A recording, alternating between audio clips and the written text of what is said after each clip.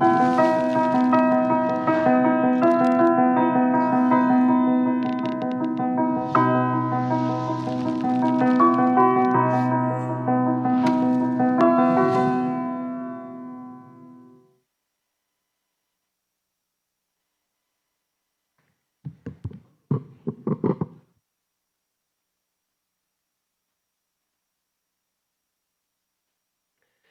you search the weight loss pills, it's something comes up like 150 million times that's been searched. And there's a reason for that because people want to lose weight, right? Right? I mean, everybody wants to lose some weight at some point in time. I mean, come on. I want to lose weight. And so I've searched them. And there's a reason why we do that is because we want a better life, right?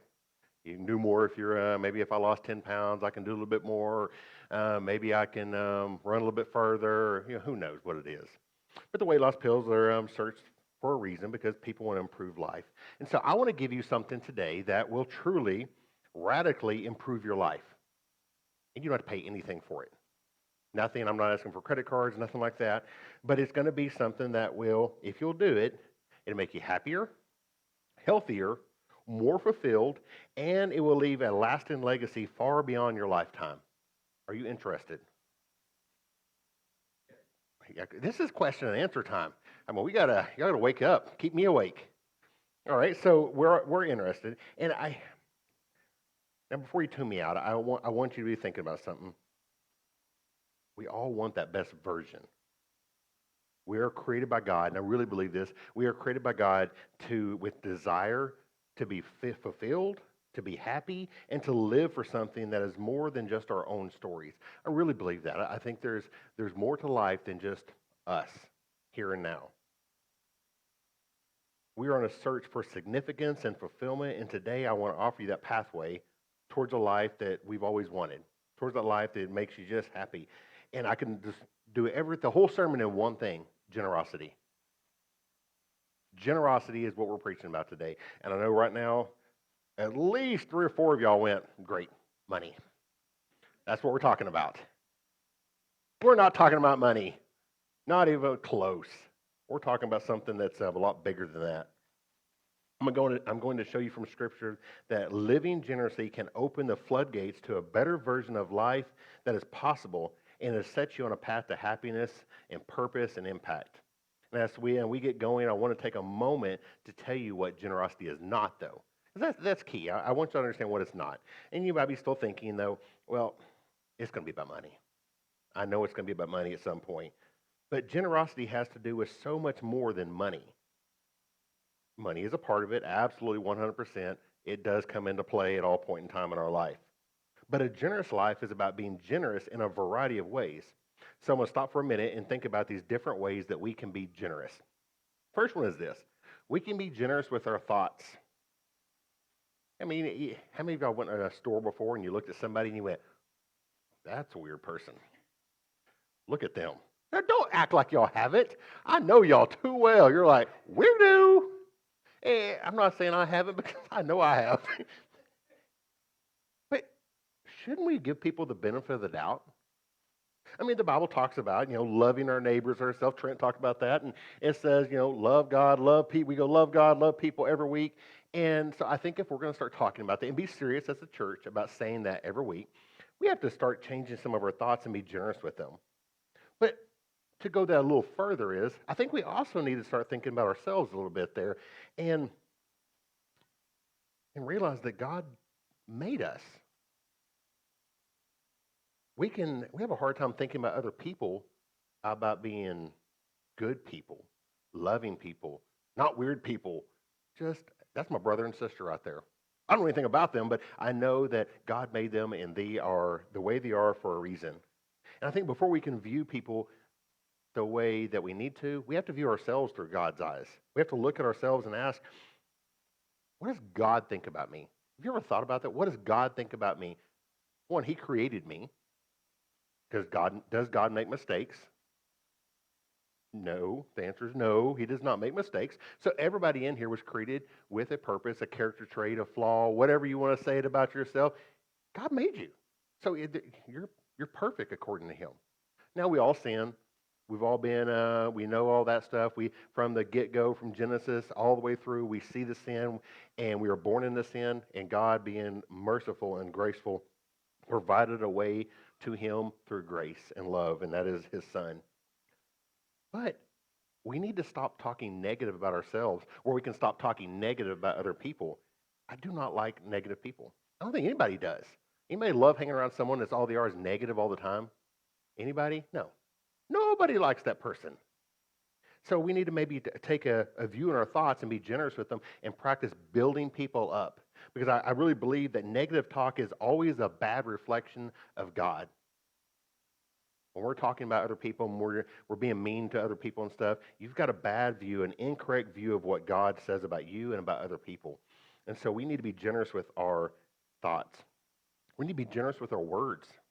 Proverbs says, careless words stab like swords, but the words of a wise bring healing. Bring healing with your words. Bring life. Don't use your words to bring people down, but heal people, love them, encourage them, build people up. We can be generous with our money. I think every time we give financially, it softens our hearts and we become more like Jesus because it's a sacrifice. Giving our money takes focus away from me and it puts it on other people. We can be generous with our influence. Most of us would not be where we're at today if somebody of influence didn't help us out somewhere along the line. Right? I mean, I think every person in here would say, this person used his influence to help me at this point in my life. I have those people. I have several of them that I know and I remember it and I will never forget them because of that. We have those people. So maybe we need to start using our influence where God has put us in our jobs or life or whatever it's at and to encourage and help people and be a blessing for them. I think we can be generous with our time. That's a hard one now. Sometimes the best thing we can do for another person is take this time and stop. I'm a very task-oriented person, so if I get a task, I'm going straight ahead, and that's what my mind is on. My wife would tell you is I've got a one-track mind, and she is right. If I get focused on something, that's what I'm going after, and that's what the job I'm doing today is that. Francis Chan said it when I was listening to him the other day. He goes, when I start reading a book, I just want to finish the book. I'm like, that's exactly, when I pick up a book, I'm like, I just want to get through the whole book. I'm not really focused on learning. I just want to get through the whole thing. And so I'm reading. Then I have to go back and go, I have no idea. So for me, that's a big one, to give time and to look around and going, how can I give my time to somebody else? To stop and listen and celebrate with people. That's hard sometimes. I think we can be generous with our attention. We live in a world that's operating in the selfie moment. You know, they got their cameras out and they're taking pictures and go, look at me and look at the food I ate. And Terry, by the way, you've stopped taking pictures of your food so much. I'm a little disappointed. I used to get inspired to eat more, and I don't need that, but it was still good. But you know, we take pictures of ourselves, and it's all about us. But maybe we need to be generous with our attention and put our phones down. Maybe put our phones down and talk to our children. Any of you are guilty of that? Your kids are talking to you and you have your phone. You go, yeah, honey, I'm listening. Yep, I'm guilty of that. Now, in fairness, though, Levi, my youngest son, that boy can talk. And he will not stop. Groundhog Day was just the other day, right? 2 days. And I kid you, you asked Melissa, I am not even lying. See, Jacob said he only rides home with us. Every moment we had, was asking questions about the groundhog. What's his name? Why do we have more wind? I mean, 2 days of this. Finally, I just told him one night, I said, son, you got to be quiet. I can't handle it anymore. No more questions about the groundhog. One more? I'm like, no, we've already answered them all. I mean, it's a groundhog. He goes, did you know they're called woodchucks? I'm like, I love this kid. So even him, I try to put my phone down and talk to him. We need to learn to be fully present in conversations. Because, man, that's our world. I mean, how many of y'all been around someone and when you're talking to them, they're on their phone halfway, they kind of look at it? That doesn't, don't be pointing fingers at your wives. Somebody in the back. Doesn't that bother you a little bit? Oh, come on. You just say, yeah, Herman, it does. No one loves that. Be present. Maybe take the time and just to talk to somebody and actually hear what they're saying. See, generosity is about taking your entire life and everything you are, everything you own, and using it to bless people around you. That's why we have stuff. That's why God's blessed us the way we are. It's about so much more than us. Generosity is for everyone. You don't have to be rich. That's the good news. You don't have to have a ton of money to be generous. Some of the most generous people I know are some of the poorest people I know. You ever thought about that? The ones that don't need to be giving are the ones that are usually going, yeah, I've got an extra part for you. You need that fixture? But yeah, just take it. Need to show off my back? Go ahead. Here, you can have it. I know some generous people, and I've been shocked over the years to watch how those people, the ones that are poor, they don't have a lot, but they're giving away and they're focused on God and they're trying to love Jesus, they're happy. And they are so content in life. Not because of the money they have, but because God's blessed them and they know it. And they're content with where they're at. And I think they get that through the giving and seeing the smile on people's faces and knowing I made an impact today. You don't have to have money. You don't have to be rich. You don't have to be a millionaire. Matter of fact, the requirements for being generous are two things. And they're complex, and so you may want to write them down. So if you want to, I'll give you a minute if you want to get your pen out to write these down because they'll be really hard to remember. You ready? Here's what you have to write down. Identify the opportunity and you take action. That's the two hard things to be generous. Two qualifications, identify and take action. Can we do that? There we go. We're done for today. Let's go home. Just kidding. Your life can be completely transformed by the power of generosity if you're willing to become intentional about identifying opportunities to serve God and to serve people around you. You have to be intentional about it.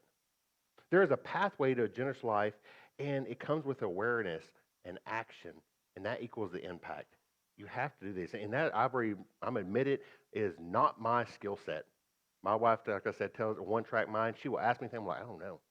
I did not see what you're talking about. Seriously, you're so unobservant. I'm like, I know. I'm fully aware of this. But I promise you, driving down the road at 90 miles an hour, if there's a deer out there and his ear flicks, I will see it going down the road every time. And she goes, seriously, you can see that? And I'm like, what? You couldn't see the deer? It was right there.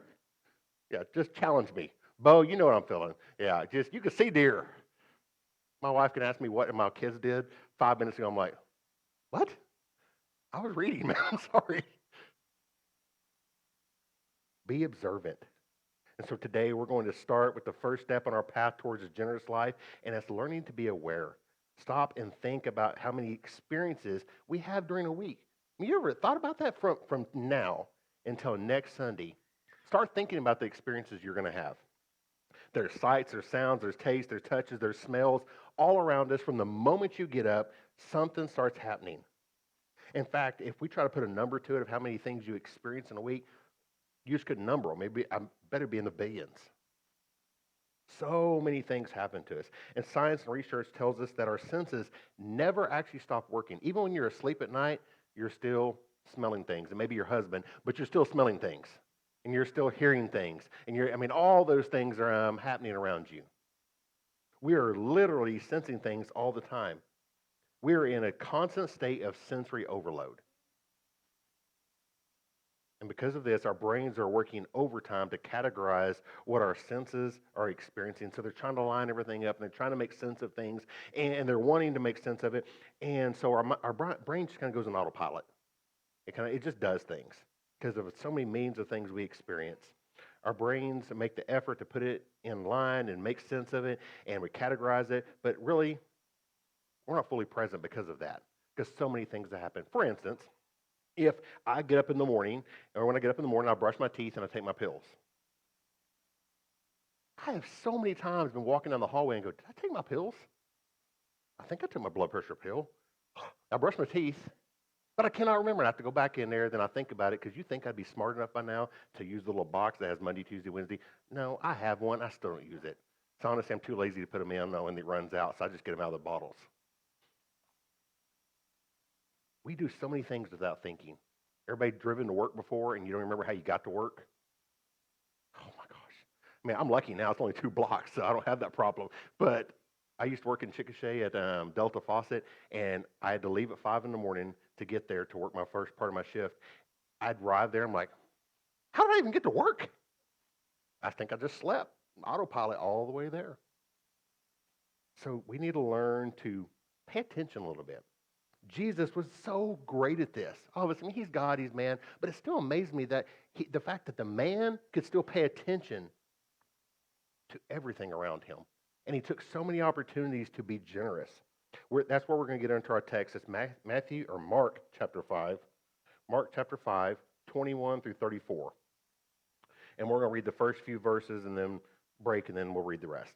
So, Mark chapter 5, 21 through 34, and I think, Wendy, I have it up on our screen here. So when Jesus had again crossed over by boat to the other side of the lake, a large crowd gathered around him while he was at the lake. Then one of the synagogue leaders named Jairus came, and when he saw Jesus, he fell at his feet. He pleaded earnestly with him, "My little daughter is dying. Please come and put your hands on her so that she'll be healed and live." So Jesus went with him. Now, back up, put it in context. Jesus, if you go to the first part of this chapter, what did Jesus just get done doing? He, demon-possessed man, runs out of the caves, and he removes all the demons, throws them into the pig, and introduced everybody to bacon, and everybody's excited about that. But it's a lot for Jesus to process. All the people are gathered around him, and I mean, people are flocking around him at this point, and he gets on the boat. And now he's heading over here. So he just come from a pretty productive day. And he enters in this picture, and the first thing he gets off the boat, and this person's running up to him and going, hey, Jesus, come heal my daughter. I need you. And so all the crowds, and he starts heading that way. And then so the large crowd followed and pressed against him. And a woman was there who had been subject to bleeding for 12 years. She had suffered a great deal under the care of many doctors and had spent all she had. Yet instead of getting better, she grew worse. When she heard about Jesus, she came up behind him in the crowd and touched his cloak, because she thought, if I just touch his clothes, I will be healed. Immediately, her bleeding stopped, and she felt in her body, and she was freed from her suffering. So as Jesus is heading towards an obvious, very important ministry to be doing, going to heal somebody's daughter that's fixing to die, he's walking in the crowd, and this woman makes this bold, desperation attempt, and she reaches out, touches his cloak, and right away he goes, something's happening, and she's healed. But he knows it. It's important that we don't miss the context here, though. Jesus is heading towards this urgent opportunity, like I said, and it's a big thing.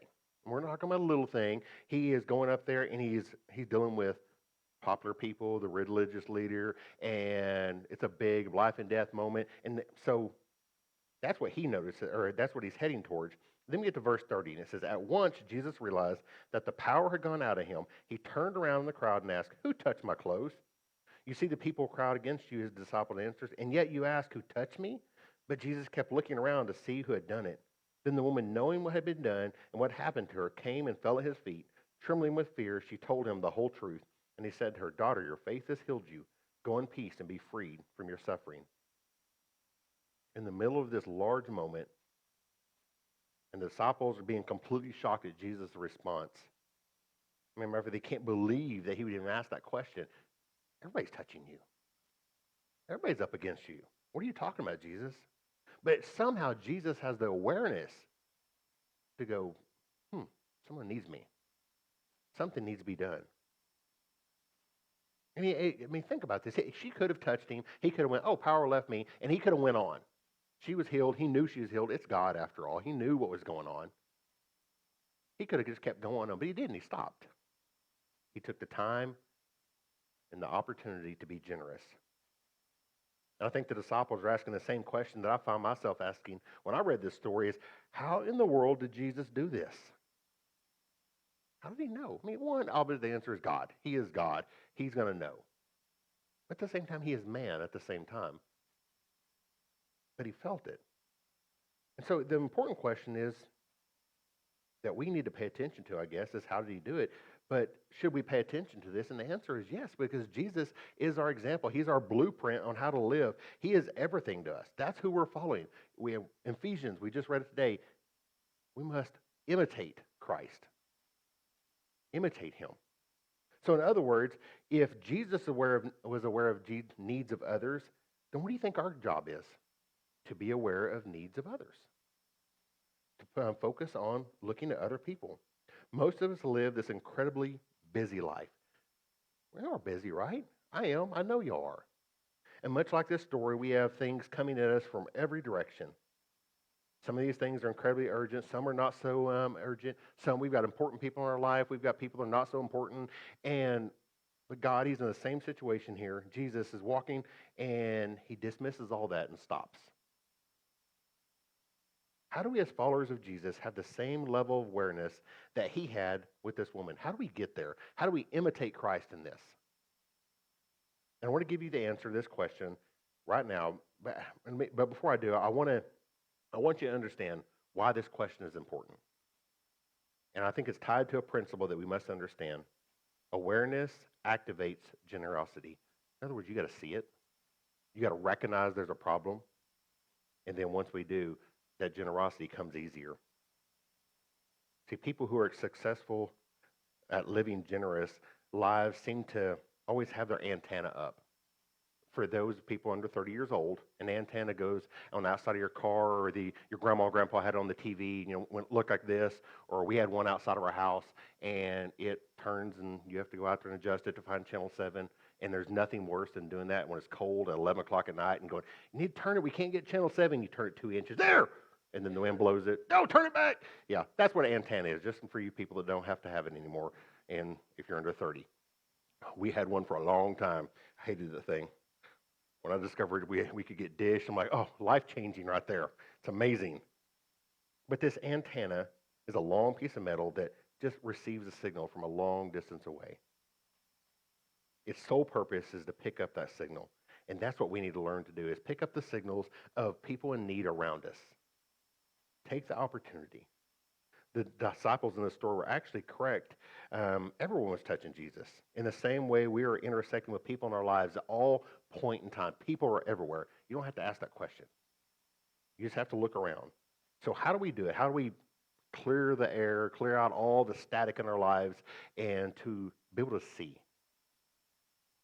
How do we get into that habit? I believe if we add this one thing to our daily routine, it will give you the awareness that we need to live a generous life. Every morning, ask God to make you more generous. I think a little prayer will absolutely change your life. Prayer is essential if you're going to become aware of opportunities around us. It makes your antenna heighten and the senses around you and look for it. And it makes sense, doesn't it? You look at what Jesus did. He always prayed. He always sought the Father. He wanted to know the will. He wanted to be in the will of God. He started his day like that. He ended his day like that. And you can go through countless scriptures that talk about that. So shouldn't we start our day, if Jesus is the blueprint and He's the author of our life, shouldn't we start our day with prayer, asking Him? I mean, look what Paul says in chapter 12 of Romans. He says, don't copy the behavior and customs of the world, but let God transform you into a new person by changing the way you think. And then you will learn to know God's will for you, which is good and pleasing and perfect. See, Paul's inviting us to let God transform us by changing the way we think. You have to change the way you think. Awareness always begins with a shift in your perspective. We need God to give us a new perspective, because our human nature is to walk through life in selfie mode. We're good at that. We are humans. We are faulty. We will walk through life thinking about self all the time unless somebody comes in there and shifts our perspective. Self-centeredness is kind of like our default setting. So my encouragement is to start your day with a prayer or something like this. It doesn't have to be verbatim, but something like this. I want you to experience the joy that comes from being generous, God. I ask that today that you give me an opportunity to be generous, and will be coming our way. And I hope I recognize it. I pray that you allow me to recognize it. And when it does, that I will have the courage to jump in and take advantage of that. See, part of that is I got to be aware of things, but you got to actually do something about it. You have courage. You have to say, I'm going to stop doing what I'm doing. I think most people's fear is when they walk up to a homeless person or they walk up somebody in need, is they don't know where it ends, right? Is it $5 enough? $20 enough? And then afterwards, man, I know that doesn't help him a lot. Or maybe, I don't know, are they going to use that for the right thing? I think of when we start praying about being generous and asking God to allow us to be generous and to recognize these moments, we're going to see what God needs us to see. And I promise you this, when you start praying for these opportunities, you will see the opportunities that have been there all along. It's not like God just makes them appear. They're always there. They're always there. See, prayer aligns our heart with God's heart, and it changes our perspective so we can live with a Holy Spirit-driven awareness every day. See, if I was going to confess to y'all anything is, I tell you, man, I struggle with this. Because I grew up and I was taught always to work hard. You got to earn everything for yourself. And so when I see people that are struggling financially, my first thought is usually, work harder. Make better choices. And part of that I know is right. I mean, there's scripture that talks about working and all that stuff. But part of me is going, you know what? That's a wrong attitude. That is not loving people like God demands of me to do. I need to get my antenna up. I need to start paying attention and looking for what God's put in my life. There's a video for this, and it's illustration. It's 6 minutes long. That's why I tried to make this a little shorter sermon. But if I had to condense everything and say it in 6 minutes, this video does it. So if you've been asleep, now's the time to wake up. You go, stretch it out. It's okay. I understand. But I want you to watch this video, and I want you to take the full message of it in. Because I think this video... The story starts... Go ahead. Starts with me eating chicken at KFC. And this guy comes just shuffling in with a walker. His beard was growing out, and his hair was down to his shoulders, and it was greasy and matted. He's got on this old white t-shirt that is just soiled from stem to stern. I thought, well, I can at least give him something to eat. We went and grabbed him some chicken, and I found out he was living on a couch in a little patch of woods there. So he was back there laying on the couch, and he told me that he was a homeless vet. I could not believe that a human being would be living like he was, especially having served the country. He was sick, he was mentally disabled, smelled to high heaven.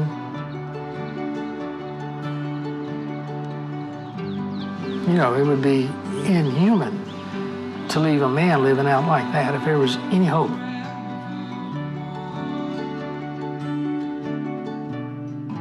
So I took him into a hotel, but he's got issues with his kidneys and his feet.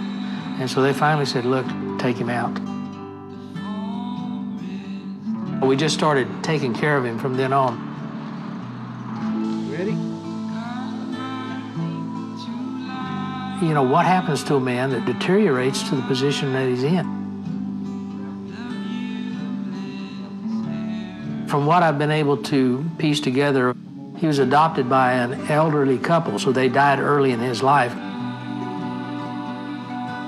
He joined the military, got married somewhere along in that line.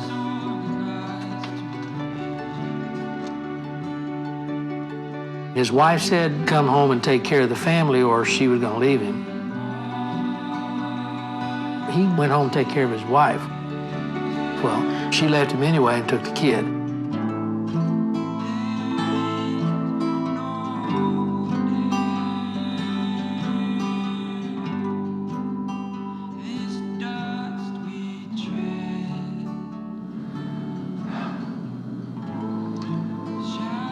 I just wish God would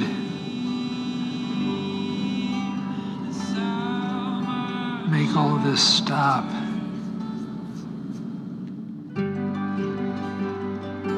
It's been a challenge. It's a slog to get those benefits.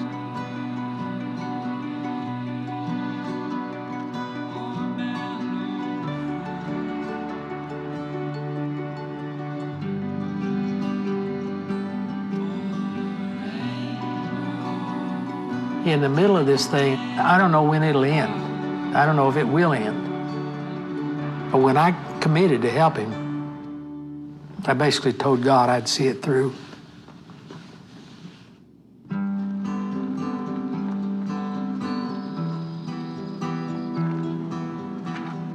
Mark was in hell till Eddie Green came into his life and changed all that. Mark was very sick. You know, with post-traumatic stress syndrome, the first thing they start thinking about is what they did in that war. How many people they done killed.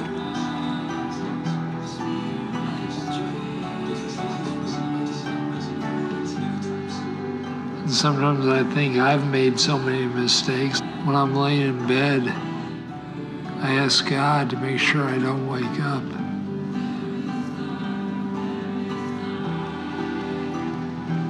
I don't want to see him die.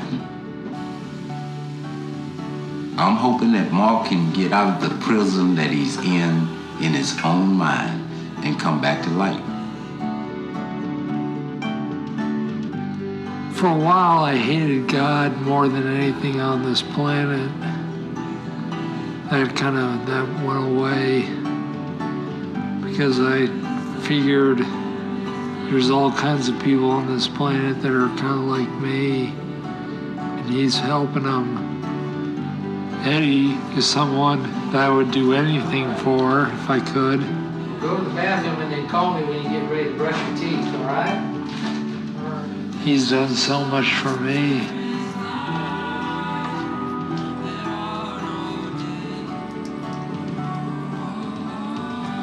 If you consider that you're a gift of God to the other people in the world, there really is something spiritual that takes place when we give our life. It's just like a crystallization of the reality of what God feels for mankind.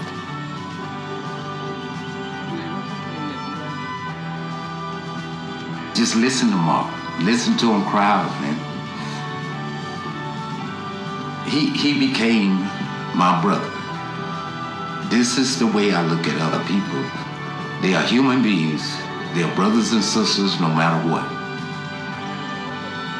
Somebody needs to reach out, give the compassion, and don't think loving somebody is weak. It is powerful. Love is the most powerful thing in the world.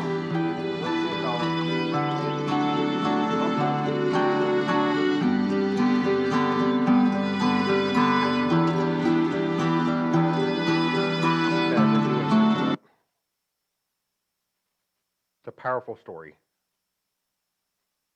If you're like me, you're probably wondering, how does someone stumble into a story like this? And the answer is awareness. Eddie didn't stumble into this story. I mean, he led him there. God created the awareness in him, and God needed Eddie to act. I'm not telling you to go out and find a homeless person and adopt them in your house. I'm not telling you that. What I'm telling you is to take a new view of the Scripture. Because that's a question I ask myself pretty regularly. How do I love God and love people as myself? And I think that paints a picture of it the way it should be. You do the best you possibly can to love somebody to the point where they see Jesus. And I hope you caught that. God didn't want anything to do with God. He hated him. And then in the end, he has a new view because of one man took the time to love him properly. And so I guess the question needs to be is, when we're loving people, are you doing it like you want to be loved? Are you going out from here and you're walking out and you see people around you and you do see that moment? Do you love them the way you know you should love them? Because guys, we can grow a church. We can have people sit in these pews and we can pack it out, but it's not what we're called to do. We're called to love God, love people. We're called to make a difference in the world for God. We're called to make disciples. And I promise you, we'll always start here. It's not going to start anywhere else. And that's you. That's me. So maybe we need to summarize it as Eddie did. As if you consider that you are a gift from God to other people in the world, there is something really spiritual that takes place. So I want to end with our prayer that I read earlier. And I hope that when you bow your heads that you say this prayer along with me. You don't have to do it out loud. I won't ask you to do that. But I hope your prayer is this throughout the week and every day. And afterwards, we're going to take a moment to worship. It is our invitation hymn, and it's a little longer than normal. And I ask you just to worship. And God loves you so much. And all he has to do is he asks you to do the same thing for other people. So would you pray this prayer with me? God, I want to experience the joy that comes from being generous. I ask that today you give an opportunity to be generous. I pray that comes my way, and I hope that I recognize it. And when that opportunity does come, and I hope I'll have the courage to jump in and give in. God, I ask you to watch over these people, watch over this congregation. Lord, challenge us this week. Give us opportunities to serve you. Give us opportunities to love. Lord, give us opportunities to help people see you. I ask these things in your Son's name.